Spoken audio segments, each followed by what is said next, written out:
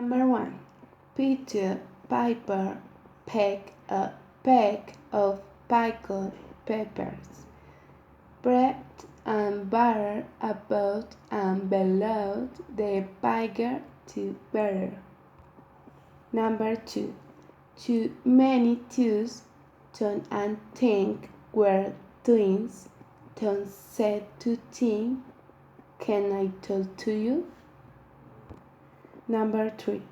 A difficult daughter, Dr. Dixon said to his daughter Daria, "Don't go downtown after dark, it's dangerous." Daria said, "Don't worry, Dad, I won't. You know I never do." Number 4. Dad, I've been packing all week for Camp Kiki-kun. I can't wait to get there. Do you remember your camping day? A big dog. Peggy is going to the game. The dog took his bone again. There's a big bag under a